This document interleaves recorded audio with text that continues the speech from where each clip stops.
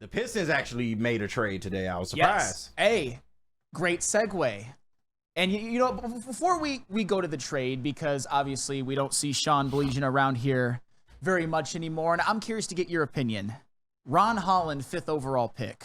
What are your initial thoughts? What do you want me to say? Do you want me to lie? Okay, No, I'm going to lie. lie. It's great. I love the plan. So let me get this straight, all right?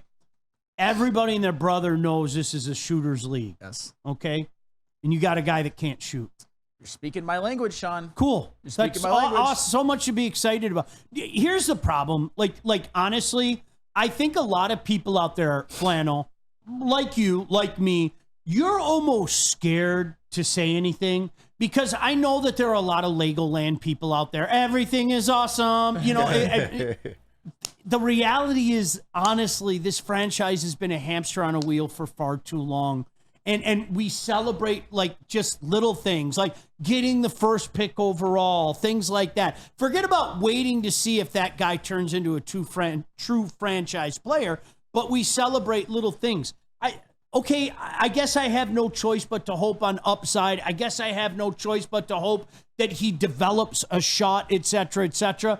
But it's hard to get excited about the things that they're doing right now. Even the move today, it's hard to get excited about it. And to be fair, you're far from the only one who has had some issues with the Ron Holland pick. I mean, in the building yesterday, the reaction was mixed. The reaction on draft night was probably more negative, and I would say in the chat, it's kind of a mixed bag. And most of the criticism goes with his lack of shooting prowess in the G League. And obviously, he can develop, but you just never know. And you're right. I mean, I don't want to make it sound like all of Piston Nation is either for or against this, but I think you know what I'm saying. There are usual suspects out there that no matter what they do, they're going to say, this is it.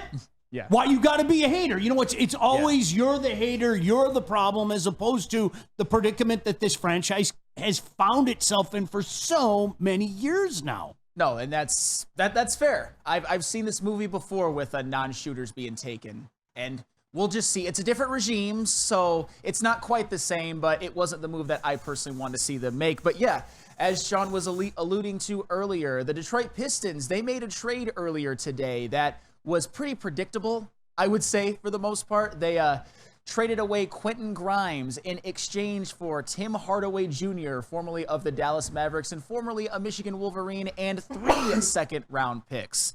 That trade was pretty much done solely to, I would say, regain some assets. But you said that wasn't, your initial thoughts were just kind of like, whatever? No, because, I mean, at the end of the day, he's not going to be here long, right? No. I mean, we were Expiring talking contract. about it. We were talking with Kool-Aid and some of the guys around here. Listen, trade deadline, they'll jettison him out of here. You know, another, hey, thanks for coming. Guy can shoot a little bit. You know, in theory, it'd be fantastic if he stuck around. But at the end of it, he's not going to stick around. And again, it's the same thing. I get that you have to keep swinging. I do. Like, no disrespect. I get that you have to keep swinging. But, oh boy, another little lottery ticket, another little Willy Wonka ticket, you know, and ooh, what will we get for this? And ooh, what could we get for these 3 second-round picks? I mean, that's where this franchise has been for so long now, man. Yeah, and the funny thing is, I don't think there was any franchise in all of NBA, except for maybe a few with the more expensive contracts, maybe like Ben Simmons, for example. But Tim Hardaway Jr. was obviously somebody that the Dallas Mavericks wanted off their books. I mean, he was out of the rotation for much of the playoffs, and he barely played in the finals while being someone with a skill set that I think the Dallas Mavericks could have used. That's how much in the doghouse that he was. And I want to initially get Spencer Raxter's opinion on that. I know you're going to break it down more on Woodward heavyweights. Just happened in the last hour. Initial thoughts on Tim Hardaway Jr. for Quentin Grimes and 3 assets. Yeah, it's more for the assets than it is Tim Hardaway Jr. Like you guys said, he's not going to be here very long. This is the last year of his deal. Maybe you can move him again to a team that wants his shooting and is making a playoff push. But you got the 3 second-round picks for him. Cool. Like, how valuable are second-round picks in today's NBA? So I guess you're just slowly building up that war chest because you don't really have anything right now. KG, what about you? How are you feeling initially with the Tim Hardaway? It was I misspoke earlier. It was Quentin Grimes for Tim Hardaway Jr. Yeah, Or three it was, second rounders. Yeah. But no, I mean, pretty much same as Spinny. We all know what the Tim Hardaway move is. He is a better shooter, so, you know, if he comes in, performs well, maybe you can dangle him as trade bait. But according to Kool-Aid, before the show, he said because of the new CBA, second-round picks are a little more valuable. So, like Spinny said, just building up the war chest, man. That seems to be what Trajan wants to do. He's even said as much in his press conferences. So maybe I'm a little bit of a nerd and looking into this a little bit too much. I was slightly upset that the Pistons had to package Quentin Grimes because let's throw those last 6 games that he played with the Pistons out the window. He is a career 37% three-point shooter. Yeah. However, Quentin Grimes is cheap. That's what it was all about. They're not going to do that deal without Quentin Grimes as a part of it. And Tim Hardaway Jr., he's going to be off the books after this year. Yeah, that's all there is to it. And while he's here, not that he's anything to write home about, he is a good shooter. He is a lifetime 36% three-point shooter and can give Cade some spacing, although it's not the biggest deal in the world. Spenny?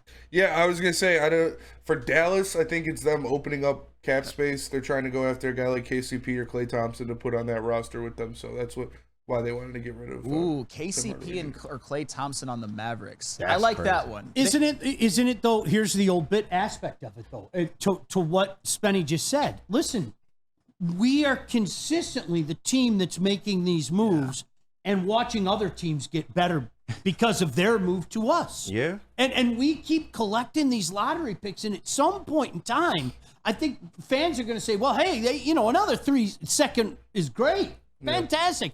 But when is it going to turn into something for value? And it's unfair to hold Trajan to what has happened with the Pistons, but this is where he's at now. And until it happens, he's part of the bumbling of this franchise for the last 15 years. I mean, it has been 15 years of this. It's incredible when you think about it. Oh, it's been, I mean, they're as bad of a franchise as there's been in the NBA since 2009, pretty much. And I think what Trajan is telling you and what he's doing with these moves is that it might be a slow process. So it might be a couple more years, but who knows? And Rack in the chat, Grimes averaged 8.5 points a game in 3 seasons. People vastly overreacting to him being traded. And I think most people are okay with it. Yeah. My thing is more, in a perfect world, he's the type of guy that I would prefer the Pistons to keep, but it just wasn't possible. If they wanted to make this move, the Mavericks wanted somebody cheap.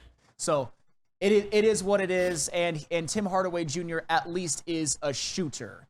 And me being a Cade Cunningham stan, just get more shooters, man. Keep Fontecchio, keep Sasser, keep Isaiah Stewart, and use Tim Hardaway Jr. this year, and maybe go bargain shopping in the free agency market. Maybe take on another contract. What was the guy's name that said that? That brought up that comment? Because I think he's spot on. His name is Rack. Okay, Rack, way to go. Shout out, Rack. Because as we know, it's not like this town to turn mad players into something that they aren't.